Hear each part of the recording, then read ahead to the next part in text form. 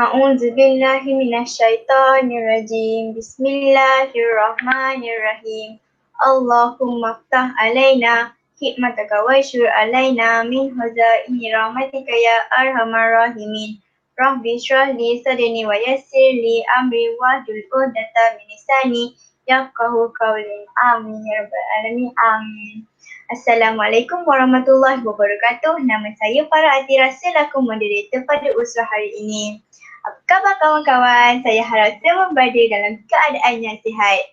Bersama saya hari ini dalam usrah mingguan CPJ minggu pertama. Dalam usrah ini, kita akan bersama seseorang untuk menyampaikan sedikit perkongsian ilmu berkenaan topik adab terhadap ibu bapa. Seperti yang kita tahu, ibu bapa adalah orang yang menjaga kita dari kecil dan membesarkan kita. Selain itu, mereka juga adalah guru pertama yang mengajar kita duduk, berdiri, berjalan, berlari dan sebagainya. Baiklah, tanpa melengahkan masa lagi, bersama saya hari ini ialah Saudari Aufa, yang mana Saudari Aufa akan memberikan sedikit perkongsian berkenaan adab terhadap ibu bapa. Assalamualaikum Saudari Aufa.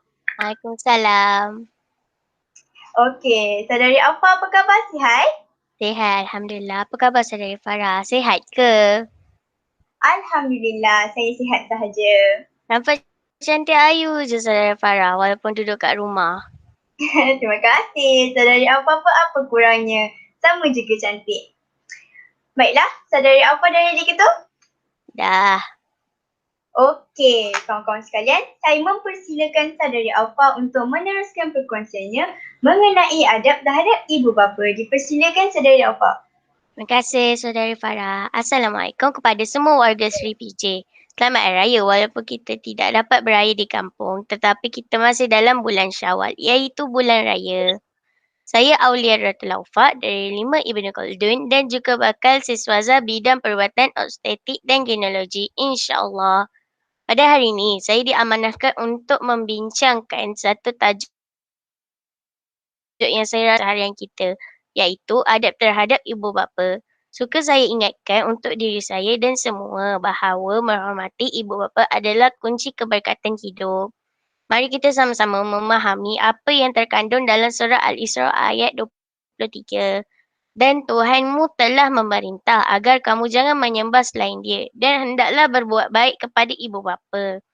Jika salah seorang di antara mereka sampai berusia lanjut dalam peliharaanmu, maka sesekali janganlah engkau mengatakan kepada mereka perkataan dan janganlah engkau membentak keduanya dan ucapkanlah kepada keduanya perkataan yang baik. Imam Az-Zahabi rahimahullah berkata, yang dimaksudkan dengan berbuat baik kepada ibu bapamu dengan sebaik-baiknya berbakti mengasihi dan lemah lembut kepadanya. Dan dimaksudkan dengan membentak mereka adalah berbicara secara kasar di saat keduanya memasuki masa tua mereka. Kawan-kawan, bila meningkat usia, ibu bapa kita akan lebih sensitif atau mudah terasa. Walaupun dengan renggusan anak-anak. Sekali-sekala kita letakkan diri kita di tempat mereka. Mungkin susah untuk kita bayangkan, tapi cuba bayangkan kawan baik kita yang suatu hari marah dan tarik muka dengan kita. Apa perasaan kita? Mesti berasa sedih dan jauh hati kan? Begitulah dengan ibu bapa kita. Saya bawakan satu kisah Nabi Sulaiman. Pada suatu hari, Nabi Sulaiman telah menerima wahyu daripada Allah untuk pergi ke tepi pantai dan mencari sesuatu keajaiban di sana. Jadi Nabi Sulaiman ni ajak kaum jin, manusia dan binatang untuk turut bersama dengannya menyaksikan keajaiban Allah tersebut. Sampai sahaja di tepi pantai, mereka semua tak nampak apa-apa langsung keajaiban. Nabi Sulaiman mengarahkan 2 jin ifrit menyelam ke dalam laut untuk mencari keajaiban. Tetapi kedua-dua jin itu tak jumpa apa-apa langsung.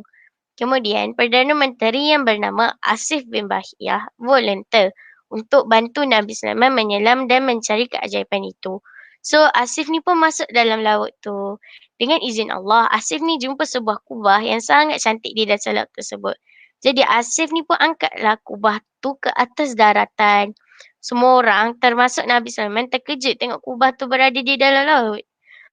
Peliklah kan, macam mana kubah cantik macam tu boleh ada dalam laut?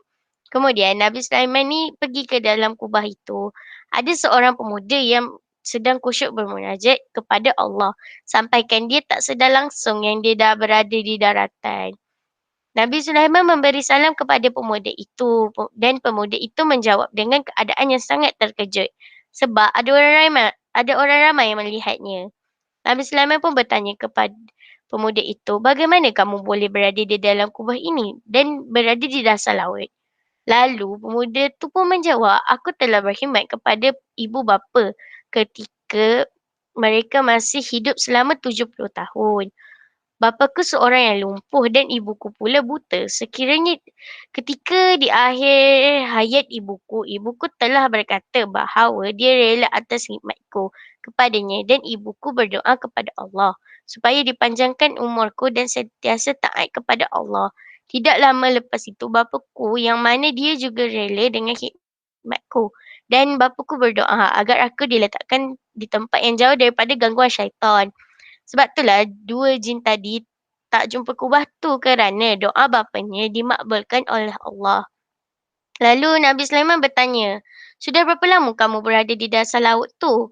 Pemuda itu menjawab, aku tidak menghitungnya tetapi pada masa itu merupakan zaman pemerintah Nabi Ibrahim.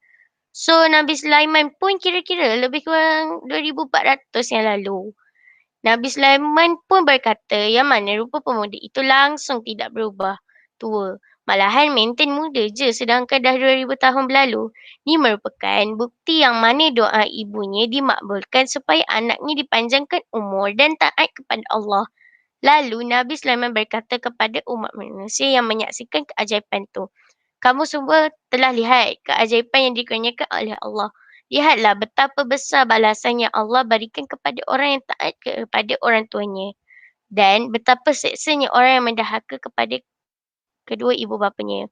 Berdasarkan kisah ini, kita dapat lihat yang mana doa ibu bapa ini makbul sekiranya kita menjaga adab dan taat kepada ibu bapa kita. Sesiapa berbakti kepada ibu bapanya, maka kebahagiaanlah habuan dan Allah akan memanjangkan pula umurnya. Hadis riwayat Abu Ya'la At-Tabrani, Asy-Syaibani dan Al-Hakim. Berdasarkan daripada hadis yang saya kongsikan ini, terdapat dua pengajaran. Yang pertama, tanggungjawab anak terhadap kedua-dua ibu bapa terbahagi kepada dua, iaitu tanggungjawab semasa mereka masih hidup dan tanggungjawab selepas mereka meninggal dunia. Yang kedua pula ialah semasa kedua-dua ibu bapa masih hidup, anak-anak hendaklah berbakti dan berbuat baik kepada mereka. Kerana ibu bapa adalah orang yang paling banyak berjasa kepada anak. Di antara adab yang mesti kita diperhatikan, sentiasa berlemah lembut, berbudi bahasa apabila berkomunikasi dengan mereka, berbelanja untuk ibu bapa dan menjaga mereka dengan baik. Sebenarnya banyak manfaat yang kita boleh pengorehi sekiranya kita jaga adab dengan ibu bapa. Jadi kawan-kawan pun wajib jaga adab dengan ibu bapa kerana tanpa mereka kita tidak ada di dunia ini. Masya Allah, perkongsian yang sangat menarik daripada Saudari Aufa. Zaman sekarang ini banyak kes yang kita dengar seperti anak tidak mengakui ibu bapa, anak membuang ibu bapa dan macam-macam lagi. Semoga kita semua dijauhkan daripada sikap yang tidak baik itu. Okeylah Saudari Aufa, mungkin ada kata-kata terakhir yang ingin disampaikan kepada kawan-kawan kita yang menonton usrah ini. Saya akhiri usrah saya dengan sepotong ayat yang pernah besar Allah mengakhirkan balasannya sebagaimana yang dia kehendaki dari dosa-dosa itu hingga hari kiamat, kecuali derhaka kepada kedua orang tuanya. Sesungguhnya Allah menggerakkan balasannya bagi pelakunya di waktu hidup di dunia sebelum meninggal. Riwayat At-Tabarani, Al-Hakim disahkan oleh Al-Hakim dan Asy-Syuyuti. Sampai di sini sahaja usaha saya untuk hari ini. Semoga dengan sedikit perkongsian ini dapat menyentuh dan lekat di dalam hati kita semua sebagai renungan dan mampu membentuk peribadi kita menjadi anak-anak yang soleh dan soleha dan sentiasa ingat untuk menghormati ibu bapa kita. Alhamdulillah. Terima kasih Saudari Afa atas perkongsian ini. Jadi kawan-kawan, ingatlah kalau kita ada buat salah dengan ibu bapa, cepat-cepatlah minta maaf kepada mereka dan jagalah adab dengan ibu bapa kita. Sekian sahaja untuk Usrah pada hari ini. InsyaAllah nantikan Usrah mingguan pada minggu kedua dengan topik yang berbeza, moderator yang berbeza dan penceramah yang berbeza. Nak tahu siapa? Tunggu dan saksikan. Itu sahaja daripada saya dan saudari Alfa. Andai kata ada kesilapan, mohon dimaafkan. Sekian, Assalamualaikum warahmatullahi wabarakatuh. Waalaikumsalam. Bye. Bye.